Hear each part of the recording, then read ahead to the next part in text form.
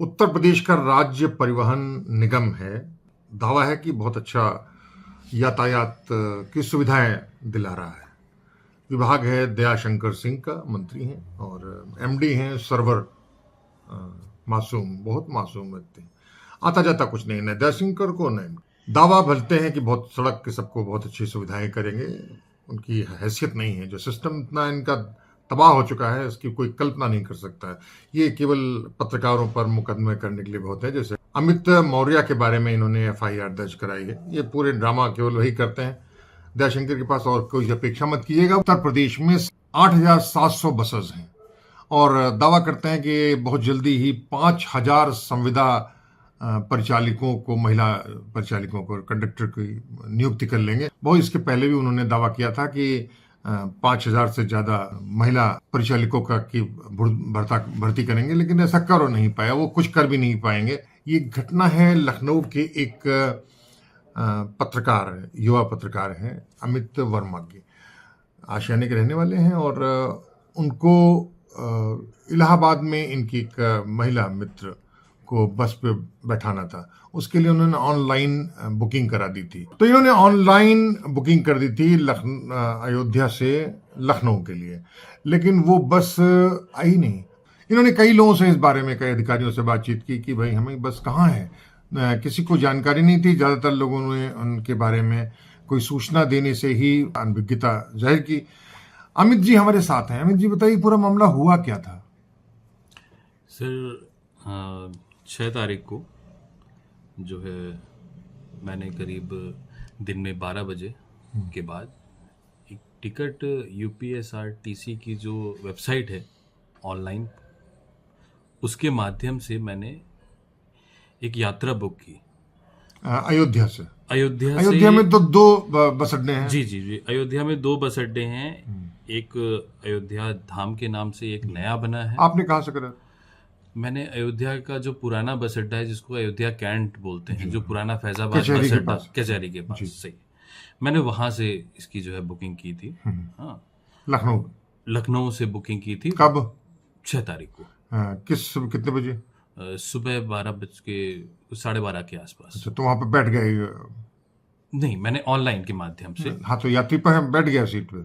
नहीं, मैं बैठ नहीं पाया। अच्छा, क्या हुआ?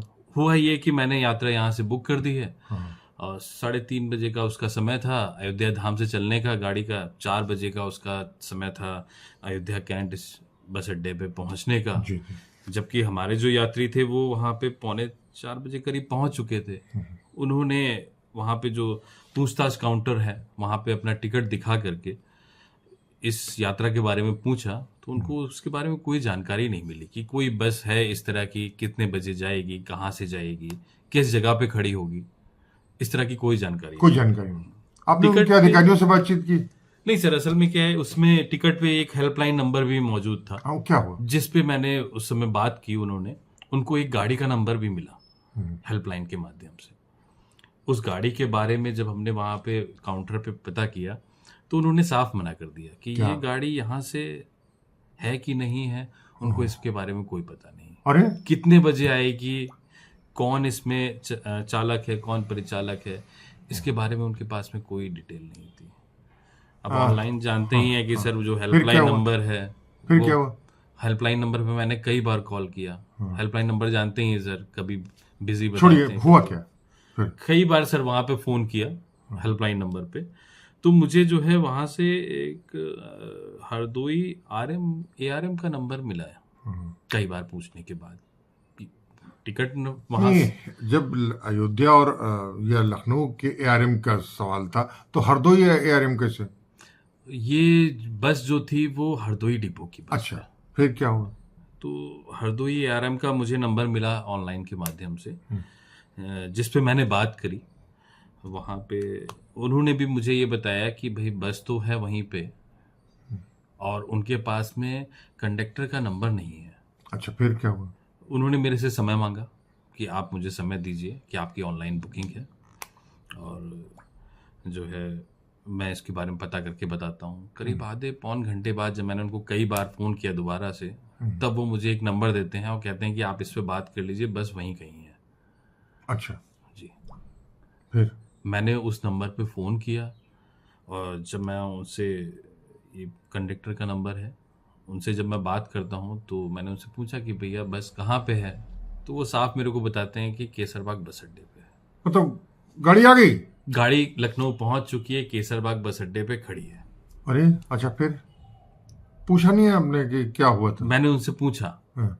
तो उनके पास उनके टेक्निकल फॉल्ट बता रहे हैं कि हम उनको ये टिकट जो बुकिंग है वो उनको दिखाई नहीं दी है। क्या प्रॉब्लम है इसमें, वो बता रहे हैं कि हमको ये दिखाई नहीं दी है। अयोध्या में बस पहुंची थी या नहीं, ये बताया उन्होंने? उन्होंने ये बताया कि अयोध्या धाम से हम निकले हैं, हम्म। हाँ, और फिर उसके बाद में ये जो है अयोध्या उस पे बस अड्डे के पास में ही, वहां से कह रहे हैं कि हम हमेशा वहां से निकल जाते हैं अयोध्या। नहीं तो आपने पूछा नहीं कि आखिर आपने स्टेशन पे क्यों नहीं आए? उनके पास उसका कोई जवाब ही नहीं है। वो कह रहे हैं कि जो है हमारे अधिकारी वहां पे जाने की, जो जो डिपो है अयोध्या कैंट, बस वहां पे इनकी गाड़ी को खड़ा नहीं होने देते हैं वो लोग, इस वजह से वो लोग जाते नहीं है वहां पे। वहां पे पुलिस वाले कह रहे हैं कि भगा देते हैं इनको, चालान काट देते हैं इनका, इस वजह से ये बस अड्डे पे जाते ही नहीं है। नहीं सर, मैं क्या ही बोलूँगा, क्योंकि ये खस्ता हालत जो इस समय इनकी है, ये तो सब देख ही रहे हैं। अब यात्री, सवाल इस बात का नहीं है कि पैसा वहां वापस मिला नहीं, वो तो नहीं किया उन्होंने, कोई पैसा नहीं दिया आपको, वापसी नहीं की। नहीं अभी तक लेकिन कोई वो भी बात जरूरत भी नहीं है, पैसे की बात नहीं। सवाल ये है कि आपने, आपके भरोसे में अगर हमने गाड़ी बुक कराई, अपना टिकट लिया, उनको पैसा ऑनलाइन पेमेंट किया उसका, और इसके बावजूद अगर आदमी को यात्रा नहीं करने दी जाएगी, तो इससे बड़ा तो धोखाधड़ी वाली स्थिति थी।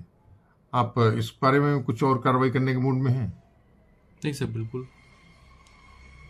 मैं बात करूंगा, और हो सकता मैं कोर्ट के माध्यम से बात करूं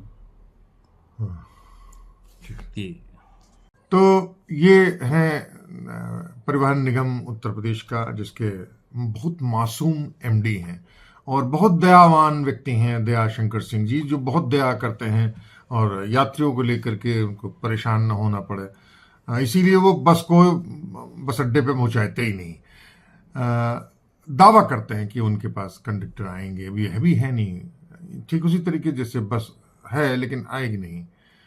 ये एक धोखा के तौर पे इन्होंने माहौल बना रखा है, और ये उत्तर प्रदेश के यात्रियों के लिए कितना शर्मनाक हो सकता है, उनके लिए कितना घातक हो सकता है, इसका एहसास अगर योगी जी को हो जाए, पता नहीं उनको, उनकी आंखें फट जाएंगी, क्या होगा समझ में नहीं आता।